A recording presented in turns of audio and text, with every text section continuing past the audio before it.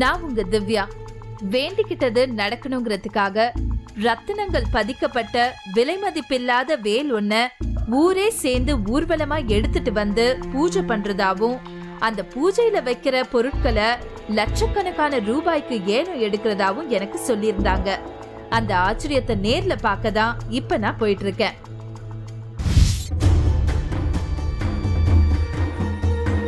வருடத்திற்கு ஒருமுறை வெளியில் எடுக்கப்படும் தங்க ரத்தின வேல்.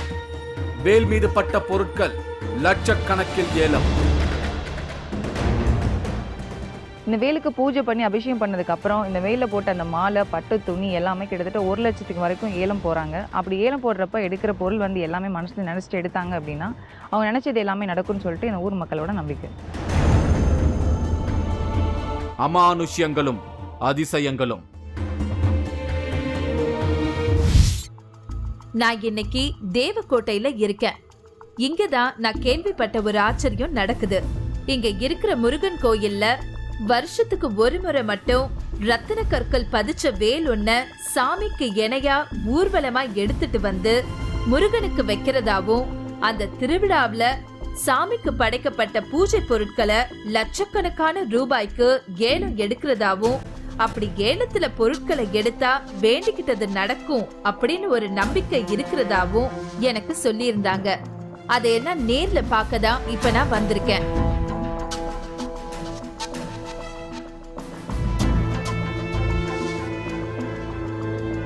சிவகங்கை மாவட்டத்தில் உள்ள தேவக்கோட்டையில் தான் நான் இப்போ இருக்கேன். இந்த ஊரில் உள்ள முருகன் கோவிலில் நவரத்தின கல்லால் செய்யப்பட்ட தங்க வேல் ஒன்று இருக்குது. இந்த வேலை வருஷத்துக்கு ஒரு தடவை தான் வெளியில் எடுக்கிறாங்க. மற்ற நாட்கள் அந்த வேலை பார்க்கவும் முடியாது, யாருனாலையும் தொடவும் முடியாது.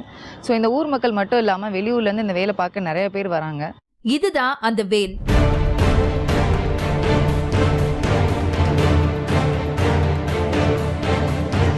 இது முழுக்க தங்கத்தால வடிவமைக்கப்பட்டதாகவும், இந்த வேலோட முகத்துல பதிக்கப்பட்டிருப்பது எல்லாமே ரத்தின கற்கள் அப்படின்னு சொல்லப்படுது. இந்த வேல் 100 வருஷத்துக்கு மேல பழமையானதுன்னு சொல்லப்படுது. இந்த ரத்தின வேலை வேண்டிக்கிட்டா நினைச்சது நடக்கும்னு ஒரு நம்பிக்கை இங்க இருக்கு. அத பத்தி நான் கேள்விப்பட்ட விஷயங்கள் எல்லாமே பிரமிப்பானவை. அத பத்தி தான் இன்னைக்கு நாம பார்க்க இருக்கோம். இவர் கருப்பு குருக்கள். இந்த ரத்ன வேலை பத்தி இவர் எனக்கு நிறைய பிரமிப்பான தகவல்களை சொன்னாரு. இந்த ரத்தின வேல்னு சொல்கிறது, இந்த வேல் இது வந்து ரொம்ப சக்தி வாய்ந்தது. இந்த வேல் இதோடைய சக்தி என்னென்னா, இந்த வேலை நம்ம வெளியில் எடுக்கணும் அப்படின்னா ஒரு வீதி பையில் வச்சு ஒரு குன்னக்குடியில் வச்சுருக்காங்க. அந்த வேல் வீதி பையில் வச்சுருப்பாங்க. அந்த வேல் எடுக்கணும்னா 60 வயசாகி அவங்க தான் இந்த வேல் எடுக்கிறது. 2 மாதம் விரதம் இருந்து அவங்க தங்க தட்டில் இந்த வேலை வச்சு எடுத்துன்னு வருவாங்க. வருஷத்தில் ஒரு தடவை தான் எடுப்பாங்க. இந்த ரத்னவேல் பத்தின செய்திகள் என்ன ஆச்சரியப்பட வச்சது. இதுதான் அந்த முருகன் கோயில். இங்க இருக்கிற முருகனுக்காக தான் அந்த வேலை ஊர்வலமா எடுத்துட்டு வர போறாங்க. அந்த ரத்தின வேலை பார்த்தாலே பிரச்சனைகள் தீரும், நினைச்சது நடக்கும் அப்படிங்கிற நம்பிக்கை இங்க இருக்கு. அதனால தேவக்கோட்டையை சேர்ந்தவங்க சந்தோஷமாவும் உற்சாகமாவும் இருந்தாங்க. இப்ப அந்த வேல் எங்க இருக்கு?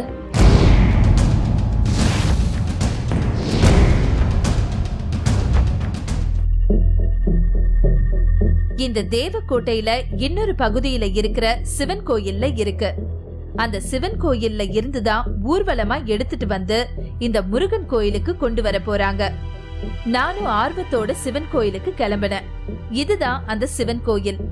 பார்த்தாலே பிரச்சனைகளை தீர்த்து வைக்கிற அந்த ரத்தின வேலை வேண்டிக்கிறதுக்காக நிறைய பேர் காத்திருந்தாங்க. எனக்குள்ள பிரமிப்பா இருந்தது. மாசிமகம் திருவிழா இந்த ஊர்ல ரொம்ப சிறப்பா கொண்டாடுறாங்க. ஏன்னா ரத்தின வேலை இந்த நாளை தான் வெளியில எடுத்து பூஜை பண்றாங்க. மற்ற நாட்களை வந்து இந்த வேலை பார்க்கவும் முடியாது, யாருனாலையும் தொடவும் முடியாது. ஸோ இதுக்குன்னு தனியாக ஒரு ட்ரஸ்ட் இருக்கு. அந்த ட்ரஸ்ட் மெம்பர்ஸ் யாரை தேர்ந்தெடுக்கிறாங்களோ அவங்க மட்டும்தான் இந்த மாசிமகம் அன்னைக்கு சிவன் கோவில்ல இருந்து முருகன் கோவிலுக்கு வேலை எடுத்துட்டு வர முடியும். பெட்டிக்குள்ள இருந்த ரத்தின வேலை வெளியில எடுக்க ஆரம்பிச்சாங்க. விபூதியால நிரப்பப்பட்ட பையில இருந்த வேலை வெளியில எடுத்தாங்க.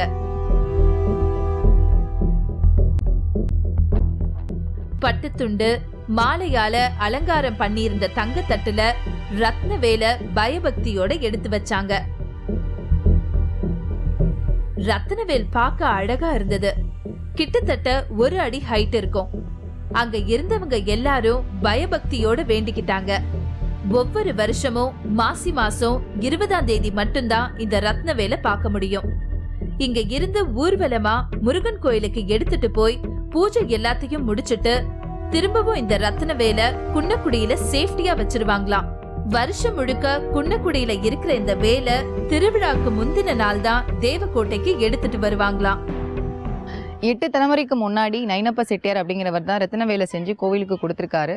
அந்த குடும்பத்தை சேர்ந்தவங்க இந்த ஊர்ல இருக்கிறதா சொன்னாங்க. அவங்கள போய் பார்த்தா இன்னும் நிறைய தகவல்கள் கிடைக்கும் அப்படின்னு சொல்லிட்டு அவங்கள மீட் பண்றதுக்காக நான் இப்போ போறேன். இவங்க மெய்யம்மை. இவங்களோட முன்னோர்கள் தான் இந்த ரத்ன வேலை செஞ்சாங்களாம். அத பத்தி சொல்லும் போதே இவங்க ரொம்ப பெருமையா ஃபீல் பண்றாங்க. இப்போ இங்க இருக்கிற வேல் வந்து உங்க ஃபேமிலில இருந்து செஞ்சதா சொன்னாங்க. யாரு செஞ்சாங்க, எப்படி கொண்டு வந்தாங்க, எதுக்காக குன்றக்குடியில கொடுத்தீங்க? இது வந்து 8 தலைமுறைக்கு முன்னாடி எங்கள் பாட்டையா செஞ்சது. இது கதிர்காமத்துலேருந்து செஞ்சு அங்கேருந்து இங்கே கொண்டாந்தாங்க. நம்ம வீட்டில் வச்சுருந்தாங்க. அது கொஞ்சம் வந்து நம்ம அவங்க வந்து அந்த காலத்தில் வந்து கொண்டு வைக்கிறதுக்காக போயிடுவாங்க, அந்த கதிர்காமத்துக்கு போவாங்க. அப்போ அந்த வீட்டில் வச்சு கொஞ்சம் பாதுகாக்கிறதுக்காக, அதோடு அது விலை உயர்ந்தது, அதை பாதுகாப்பாக இருக்கணுங்கிறதுக்காக குன்னக்குடியில் கொண்டு கொடுத்தாங்க. அதை வந்து இதை அங்கே வந்து அதை பராமரிக்கிறதுக்கு கண்டனூர் சாமியார் செட்டியார் நாங்கள் பார்த்துக்கிறோன்னு சொன்னதுனால அவங்க பார்த்துக்கிறாங்க. இதை வந்து இதனோட ஐதீகம் என்னன்னு கேட்டால், இது இந்த வேலோட வந்து ரொம்ப ஒரு மகிமையானது. இந்த ரத்ன வேலை யாரும் தேவையில்லாம கையால தொட மாட்டாங்களாம். வருஷத்துக்கு ஒரு முறை இப்படி வழிபாடு செய்யக்கூடிய நேரத்துல வேலை வெளியில எடுத்து வைக்கிறாங்க. அதுக்கப்புறம் வேலுக்கு பூஜைகள் செய்ய ஆரம்பிக்கிறாங்க. இந்த வேலை வணங்கினா தங்களுக்கு நன்மை கிடைக்கும்னு நம்புறவங்க பன்னீரால இதுக்கு அபிஷேகம் பண்றாங்க. பாட்டிலா பன்னீரை வாங்கி எல்லாரும் ஊத்துறாங்க. ரத்னவேல் மேல ஊத்துன பன்னீரை சாமி தீர்த்தமா நினைக்கிறாங்க. அந்த பன்னீர் தீர்த்தத்தை எல்லாரும் பக்தியோட தொட்டு தலையில வச்சுக்கிறாங்க. இப்படி செஞ்சா பிரச்சனைகள் அவங்கள விட்டு விலகிடுறதா நம்புறாங்க. ஓகே, வேல் எடுத்துட்டு போகும்போது எதுக்காக பன்னீர் ஊற்றி கொண்டு போகிறேன்? வேல் இந்த மாதிரி சாநித்தியமாக உள்ள சுவாமிக்கெல்லாம் வந்து வாசன திரவியம் ரொம்ப விசேஷம். அதனால நறுமுகை வீசக்கூடிய அந்த பன்னீர் அவசியம் பண்ணுறது அந்த வேலுக்கு ரொம்ப சிறப்பாக ஏற்பாடு பண்ணியிருக்காங்க. திருவிழால முக்கியமான நிகழ்ச்சியா இங்க இருக்கிற சிவன் கோயில்ல இருந்து முருகன் கோயில் வரைக்கும் ரத்ன வேலை ஊர்வலமா எடுத்துட்டு போறாங்க. அப்படி போகும்போது வழி முழுக்க இந்த வேலுக்கு பன்னீரால அபிஷேகம் பண்றாங்க.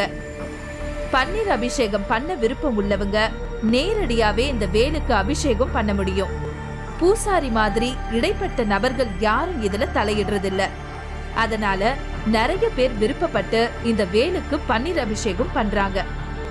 இப்படி ஆயிரக்கணக்கான மக்கள் பன்னீரால அபிஷேகம் பண்றதால வேலை எடுத்துட்டு போற தெருக்கள் எல்லாமே பன்னீரால மணக்குது. பன்னீர் அபிஷேகம் இப்படி விசேஷமா நடக்கிறதால திருவிழா சமயத்துல ஆங்காங்கே பன்னீர் விக்கிற கடைகள் நிறைய வந்திருக்கு. இன்னொரு ஆச்சரியமான விஷயம் இங்க நடக்குது. ஊர்வலத்துல இந்த வேலை எடுத்துட்டு போற பாதையில வேலை எடுத்துட்டு போற பெரியவர் நடந்து போறதுக்காக வழி முழுக்க துணி விரிக்கிறாங்க. அந்த துணி விரிப்பு மேலதான் வேல் ஊர்வலமே நடக்குது. இந்த ரத்னவேல் மேல இந்த தேவக்கோட்டை மக்கள் வச்சிருக்கிற மரியாதைய என்னால உணர முடிஞ்சது. இந்த தேவக்கோட்டைய சேர்ந்தவங்க நிறைய பேர் உலகம் முழுக்க இருக்காங்க.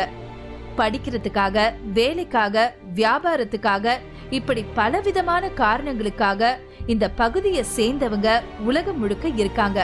அவங்க எல்லாருமே குறிப்பிட்ட இந்த வேல் திருவிழாவுக்காக விருப்பப்பட்டு இங்க வராங்க. வருஷத்துக்கு ஒரு முறை வெளியே எடுக்கக்கூடிய இந்த வேலை வந்து தரிசனம் பண்ணிட்டு அவங்க வேண்டிக்கிட்டது நடக்கும் அப்படிங்கிற நம்பிக்கையோட திரும்ப போறாங்க. சிவன் கோவில்ல இருந்து இங்க முருகன் கோவிலுக்கு அந்த வேலை வந்து எடுத்துட்டு வருவாங்க. ஊர் மக்கள் எல்லாரும் இங்கே வெயிட் பண்ணிட்டு இருக்காங்க. எதுக்கு அப்படின்னு பார்த்தீங்கன்னா, அந்த வேல் எடுத்துட்டு வர வழி ஃபுல்லாக வந்து பன்னீரால அபிஷேகம் பண்ணுறாங்க அந்த வேலுக்கு. எதுக்கு அப்படின்னா, அந்த வேலை வந்து ரொம்ப அவங்க கடவுளாக மதிக்கிறாங்க. ஸோ இந்த ஏரியா ஃபுல்லாமே ஒரு பன்னீர் வாசனையாக இருக்குது. எவ்வளோ கோடி பணக்காரனா வந்து கேட்டாங்க சாமிக்கிட்ட. ஆனால் உத்தரவு வந்து எனக்கு உடையவன் எப்போ செய்வானோ அப்போ நான் ஏற்றுக்கிறேன் அப்படின்னு சொல்லிட்டாங்க. அதனுடைய நேரம் எங்களுக்கு போன வருஷம் வந்தது.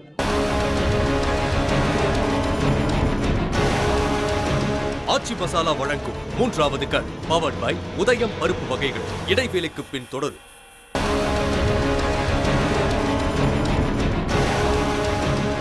ஆச்சி மசாலா வழங்கும் 3வது கண் பவர்ட் பை உதயம் பருப்பு வகைகள் தொடர்கிறது. சிவகங்கை மாவட்டம் தேவக்கோட்டையில தான் இன்னைக்கு நான் இருக்கேன்.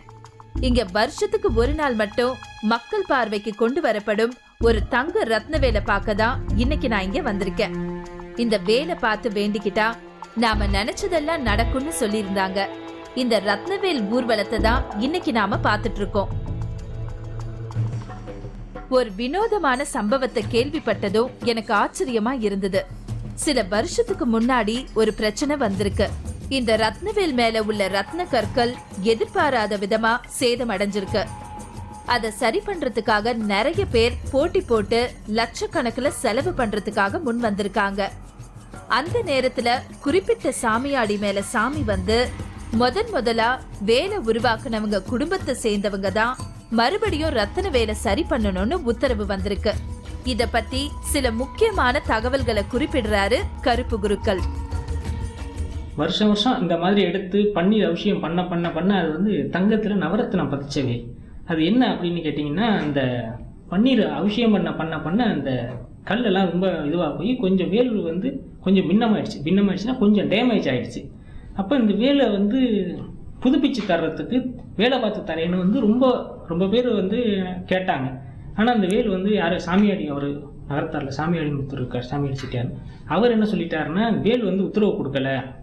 வேல் வந்து என்ன உத்தரவு கொடுக்குதுன்னா, இந்த வேல் யார் செஞ்சு வச்சாங்களோ அவங்க வந்து கொஞ்சம் சுமாராக இருந்தாங்கன்னா அவங்க நல்லா வந்ததுக்கப்புறம் செஞ்சால் போகிறோம், வேறு யாரும் செய்யக்கூடாதுன்னு உத்தரவு கொடுத்தாங்க.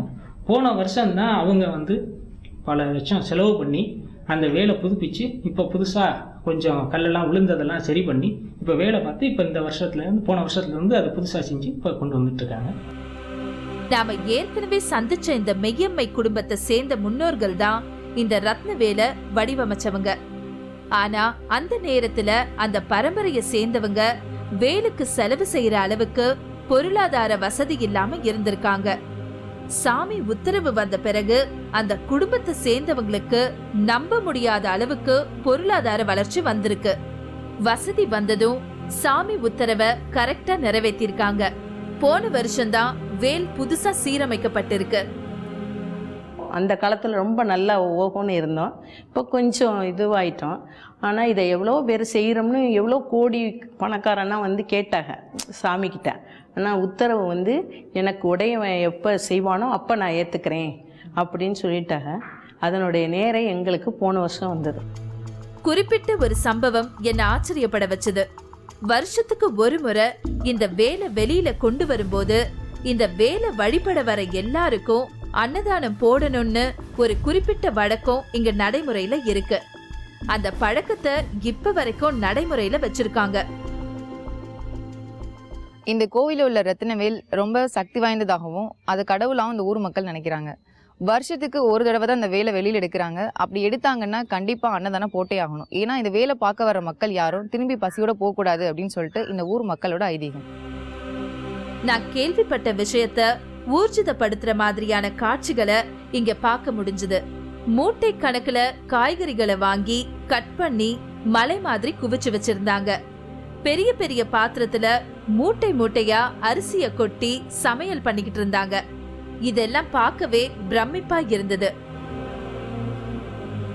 நீங்க இப்ப பாக்குற முருகன் சிலை ரொம்ப விசேஷமானது. இந்த முருகனுக்காக தான் ரத்னவேலை ஊர்வலமா எடுத்துட்டு வராங்க. வழக்கமா இருக்கிற மாதிரியான முருகன் சிலை இது இல்ல. இந்த முருகனை முழு உருவமா உருவாக்குறதுக்கு பின்னணியில இருக்கிற ஆச்சரியம் என்ன வியப்படைய வச்சது. அத இப்ப பாருங்க. இந்த முருகன் முழு வடிவ சிலையே இல்ல. ஒரு வேலை அடிப்படையா வச்சு இப்படி முருகனா வடிவமைச்சிருக்காங்க. முருகனா வடிவமைக்க வேண்டிய வேலை சுத்தப்படுத்திக்கிட்டு இருந்தாங்க. முருகனோட முழு வடிவத்துக்கான தலை, கால், கை மாதிரியான உறுப்புகள் எல்லாம் இங்க தனித்தனியா இருக்கு. சாமிக்கு அணிவிக்க வேண்டிய நகைகள் எல்லாம் ரெடியா வச்சிருக்காங்க. முருகனோட முழு உருவத்தை உருவாக்க ஆரம்பிச்சாங்க. முதல்ல முருகனோட தலைய சரியான இடத்துல வச்சாங்க. இதுக்கு பிறகு ஒவ்வொரு உறுப்பா பொருத்த போறாங்க. அதை எல்லாரும் பாக்குறதுக்கு அனுமதி இல்ல அப்படிங்கறதால திரை மறைவுல அதை எல்லாம் செய்ய ஆரம்பிச்சாங்க. எல்லாரும் காத்துக்கிட்டு இருந்தாங்க. நானும் காத்திருந்தேன். உப்பு இந்த வருஷம் 15000 பஞ்சு உப்பு. நான் வந்து எலுமிச்சம்பழம் 4வது எலுமிச்சம்பழம் 1700 எடுத்தேன். ஆப்பிள் 2000 எடுத்தேன்.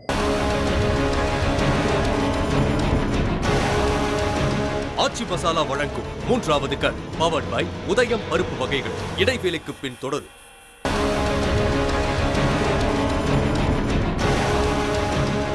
ஆச்சி மசாலா வழங்கும் 3வது கண் பவர்ட் பை உதயம் பருப்பு வகைகள் தொடர்கிறது. நான் இன்னைக்கு சிவகங்கை மாவட்டம் தேவக்கோட்டையில இருக்கேன். இங்க வருஷத்துக்கு ஒரு நாள் மட்டும் வெளியே எடுத்துட்டு வர தங்க ரத்னவேலை பார்த்து நம்மோட வேண்டுதல்களை செஞ்சா அது நிறைவேறிடும்னு சொல்லியிருந்தாங்க. அந்த தங்க ரத்னவேல் ஊர்வலத்துல தான் இன்னைக்கு நான் இருக்கேன். இந்த வேலுக்கு பூஜை பண்ணி அபிஷேகம் பண்ணதுக்கு அப்புறம் இந்த வேலில் போட்ட அந்த மாலை, பட்டு, துணி எல்லாமே கிட்டத்தட்ட 1 லட்சத்துக்கு வரைக்கும் ஏலம் போகிறாங்க. அப்படி ஏலம் போடுறப்ப எடுக்கிற பொருள் வந்து எல்லாமே மனசில் நினச்சிட்டு எடுத்தாங்க அப்படின்னா அவங்க நினச்சது எல்லாமே நடக்கும்னு சொல்லிட்டு இந்த ஊர் மக்களோட நம்பிக்கை. ஏலம் தான் இந்த திருவிழாவில் ரொம்ப ஸ்பெஷல். ஏலத்துல எடுக்கிற பொருட்களை ஈஸ்வர பிரசாதம் அப்படின்னு சொல்றாங்க. இந்த முருகனுக்காக 50 வகையான பொருட்களை படைக்கிறாங்க. திருவிழா முடிவுல அந்த பொருட்களை ஏலத்துல விடுறாங்க. சில ஆயிரங்கள்ல ஆரம்பிச்சு லட்சங்கள் வரைக்கும் இந்த பொருட்களை ஏலத்துல எடுக்கிறாங்க. வேலுக்கு போடுற அந்த மாலை, துணி எல்லாம் ஏலம் எடுக்கிறாங்க இல்லையா? எதுக்காக அதை எடுக்கிறாங்க? எடுத்தா என்ன யூஸ்? அதனால சக்தி வேலுக்கு சாத்துற அந்த மாலை, அதோடைய பட்டு இதெல்லாம் வந்து ரொம்ப சக்தியானது. அதை எடுத்து அதை வச்சிருக்கிறவங்களுக்கு பார்த்தீங்கன்னா அவங்கள்ட்ட கேட்டாலே தெரியும் இது எதுக்காக எடுக்கிறோம் அப்படின்னு சொன்னாலே அவங்க பல காரியங்கள் இதை எடுத்தால் அவங்களுக்கு சக்ஸஸ் ஆகுது அப்படிங்கிறது அவங்களுக்கு நம்பிக்கையில் அதை எடுக்கிறாங்க. அது மாதிரி பல காரியங்கள் அவங்களுக்கு நடந்துட்டுருக்கு. ஒரு சில பேர் ரொம்ப நாளாக எடுக்கிற கல்யாணம் ஆகணும் அப்படிங்கிறனால மாலையை சில பேர் எடுப்பாங்க. ஒரு சில பேருக்கு சில காரியங்கள் அனுகிரகமாக இருக்கணும், வேல் வந்து ரொம்ப சக்தி வாய்ந்தது, ஒரு தடங்கள்லாம் நிவர்த்தி ஆகணுங்கிறனால அவங்க பட்டு எடுப்பாங்க. இது மாதிரி மஞ்சள், குங்குமம் இந்த மாதிரி இதெல்லாம் ஏலம் விடுவாங்க. அதெல்லாம் வந்து ரொம்ப பிரியப்பட்டு எடுப்பாங்க. அன்னைக்கு ஏலத்துல குறிப்பிட்ட பொருட்களை எடுத்தா நினைச்சது நடக்கும் அப்படிங்கிற ஆழமான நம்பிக்கை இங்க இருக்கு. தொட்டில் சீலை எடுத்தா குழந்தை பிறக்கும், உப்பு எடுத்தா வியாபாரம் பெருகும், எலுமிச்சம் எடுத்தா கல்யாணம் நடக்கும். இப்படி சில வினோதமான நம்பிக்கைகள் இங்க இருக்கு. போன வருஷம் இந்த திருவிழாவுல பொருட்களை ஏலம் எடுத்த அனுபவத்தை எனக்கு சொன்னாங்க மெய்யம்மை. ஈவினிங் பூஜைலாம் முடிஞ்ச பிறகு அந்த வேலில் உள்ள அந்த பட்டு, துணி, அந்த மாலை, மற்ற எல்லா பொருளும் வந்து ஏலம் விடுறாங்க இல்லையா? அந்த மாதிரி நீங்க ஏலம் எடுத்திருக்கீங்களா? ஏதாவது நினைச்சிட்டு? முதல் பன்னீர் தான் எங்க வீட்டில் தான் ஊற்றணும். முதல் வேலை எடுத்தாந்து வச்சு அந்த பூஜை பண்ண போகையில் உடையவங்க தான் ஊற்றணும். இவங்க தான் ஊற்றுவாங்க. அப்போ ஊற்றும் போது அதனுடைய பட்டு வச்சு அது மேலே மாலை வச்சு அதை யாருமே எடுக்க மாட்டாங்க. எடுக்காமல் அந்த கடைசியில் கொண்டு போய் அதை வச்சுட்டு நைட்டு ஏலம் விடுறாங்கல்ல, அதை வந்து மகேஸ்வர இதுன்னு சொல்லி கொடுப்பாங்க. அது ரொம்ப விலை உயர்ந்து போகும். நாங்கள் தொட்டிசல் எடுத்திருக்கோம், கரும்பு எடுத்திருக்கிறோம், வாழைப்பழம் எடுத்திருக்கிறோம். அதாவது பருப்பெல்லாம் எடுத்தோம்னா சாப்பாட்டுக்கு கஷ்டமே இல்லாமல் இருந்திருக்கு. இப்போ அந்த பருப்பு இதெல்லாம் எடுத்தால் சாப்பாட்டுக்கு கஷ்டமே வராது. அப்படியும் இருக்குது. வாழைப்பழம் எடுத்தால் குழந்தை பிறக்கணுங்கிறதுக்கும் எடுத்திருக்கோம். தொட்டிசல் எடுத்திருக்கிறோம், எல்லாமே எடுத்திருக்கோம். ரொம்ப நல்லா வந்திருக்கிறோம். அதை எது வந்துச்சுன்னு சொல்ல முடியாது, எல்லாம் நல்லா வந்திருக்கிறோம். ஊர்வலத்துல கொண்டு வந்த ரத்னவேலை முருகனுக்கு வெச்ச பிறகு அன்னதானத்தை நடத்தினாங்க. அடுத்தது ஏலம் தொடங்குச்சு. மஞ்சள் மாதிரியான சில பொருட்களை ஏலம் விடுறத பார்க்க முடிஞ்சது. ரத்னவேலுக்கு போடப்பட்ட மாலை, பட்டு துண்டை ஏலம் விடுறத பாக்குறதுக்காக நான் வெயிட் பண்ணிட்டு இருந்தேன். ஒவ்வொரு வருஷமும் இந்த வேலுக்கு 51 பொருட்கள் வச்சு பூஜை பண்ணுறாங்க. பூஜை முடிஞ்சதுக்கு அப்புறம் இந்த பொருட்கள் எல்லாம் ஏலம் விடுறாங்க. ஏலம் விடும் போது அந்த நகரத்தார் அப்படிங்கிற ஒரு குறிப்பிட்ட சமூகத்தினர் மட்டும்தான் இந்த ஏல பொருட்கள் வந்து எடுக்க முடியும். மற்ற சமூகத்தினரும் வெளியாட்கள் வந்து உள்ளே போய் பார்க்கவும் முடியாது, ஏலம் எடுக்கவும் முடியாது. அந்த நிகழ்ச்சியை வெளிப்படையா காட்டுறது மரபான செயல் இல்ல அப்படின்னு அபிப்பிராயம் வந்ததால அதை ஷூட் பண்ண வேண்டான்னு நம்ம கிட்ட கேட்டுக்கிட்டாங்க. நானும் எங்க டீமும் கொஞ்சம் அப்செட் ஆனோம். ஆனாலும் அவங்களோட மரபுகளை காப்பாற்ற வேண்டிய பொறுப்பு நமக்கும் இருக்கு. அதனால அவங்க சொன்னதை நாங்களும் கேட்டுக்கிட்டு அங்கிருந்து ஒதுங்கிட்டோம். இவரு சாமிநாதன் வைர வியாபாரம் பாக்குறாரு. இந்த ரத்னவேலை வேண்டிக்கிட்டதால இவர் குடும்பம் நல்ல நிலையில இருக்கிறதா இவரு நம்புறாரு. இந்த வருஷம் ஏழை எடுத்த அனுபவத்தை என்கிட்ட ஷேர் பண்ணாரு. அதிகமாக போகும் இல்லையா? சாமிக்கு சாத்தின அலங்காரம் பண்ண சாமி மாலை ஈஸ்வர பிரசாதம்னு பேர். இந்த வேல் வச்சுருக்க பட்டு, சாமிக்கு சேர்த்துக்க மயில்கண் மாலை, எலுமிச்சம்பழம், தேங்காய் பழம், வெத்தலை வாக்கு வச்சு கொடுப்பாங்க. அது அதிகமாக போகும். உப்பு இந்த வருஷம் 15,000 ரூபாய்க்கு பண்ணிச்சு உப்பு. நீங்கள் எவ்வளோ எடுத்தீங்க இந்த வருஷம்? நான் வந்து எலுமிச்சம்பழம் 4வது எலுமிச்சம்பழம் 1700 ரூபாய்க்கு எடுத்தேன். ஆப்பிள் 2000 ரூபாய்க்கு எடுத்தேன். இந்த வருஷம் எலுமிச்சம்பழமும் ஆப்பிள் பழம் எடுத்தோம். எதுக்காக அந்த எலுமிச்சம்பழம்? எலுமிச்சம்பழம் எடுத்தால் சரி பையனுக்கு கல்யாணம் முடியுங்கிறக்காக எடுத்தோம். பையன் படித்து முடிச்சு சிங்கப்பூர் போயிருக்காரு. போன வருஷம் கொய்யாப்பழம் எடுத்தோம். கொய்யாப்பழம் எடுத்து படித்து எஸ்எஸ்எல்ல பிஇ படித்தார். அப்புறம் எம்எஸ் படித்து முடித்தார். பிஹெச்டி பண்ணணும்னு நினச்சார். கொய்யாப்பழம் எடுத்தோன்னா கொய்யாப்பழம் எடுத்த இதில் அவனுக்கு பிஹெச்டி கிடச்சிருச்சு. கிடைச்ச உடனே சிங்கப்பூரில் போய் பிஹெச்டி பண்ணிக்கிட்டு இருக்காரு. இந்த வருஷம் கல்யாணம் முடியுங்கிறக்கா இதை எடுத்திருக்கோம். ரத்னவேல திருவிழா முடிஞ்ச உடனே திரும்பவும் குன்னக்குடிக்கே கொண்டு போயிடுவாங்க அப்படின்னு நான் கேள்விப்பட்டிருந்தேன். இன்னைக்கு நிகழ்ச்சியோட ஆரம்பத்துல நான் சொன்னதை எத்தனை பேர் கவனிச்சிங்கன்னு எனக்கு தெரியல. அதனால திரும்பவும் இதை நான் சொல்லணும்னு நினைக்கிறேன். இந்த தங்க ரத்னவேலை பார்த்து நம்மோட வேண்டுதல்களை வச்சா அது கண்டிப்பா நடக்குங்கிறது தான் இதோட ஸ்பெஷாலிட்டி.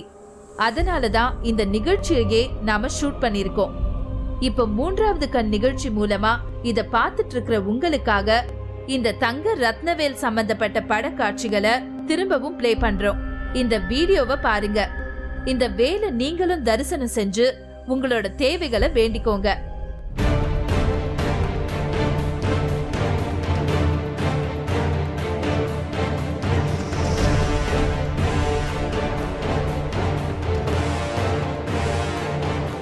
இந்த சக்தி வாய்ந்த தங்க ரத்னவேல் கிட்ட நீங்க செஞ்ச பிரார்த்தனைகள் உடனே நிறைவேற நானும் உங்களுக்காக வேண்டிக்கிறேன். தெருவே பன்னீர் மணக்கும் இந்த தங்க ரத்னவேல் ஊர்வலம், தரிசனம், ஏலம் இது எல்லாமே மறக்க முடியாத அனுபவங்களா இருந்தது. தேவக்கோட்டையை விட்டு புறப்படுற நேரம் வந்துருச்சு.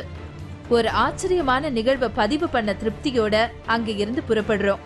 மீண்டும் ஒரு அமானுஷ்ய நிகழ்வுல உங்களை சந்திக்கிறேன். அதுவரை உங்களிடம் இருந்து விடைபெறுகிறேன்.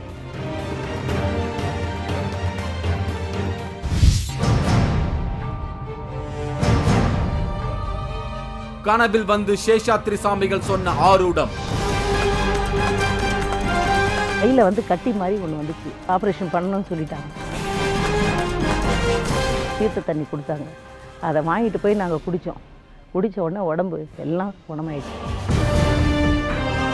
தண்ணீரை மந்திரித்து கொடுத்தால் நோய்கள் குணமாகிறது.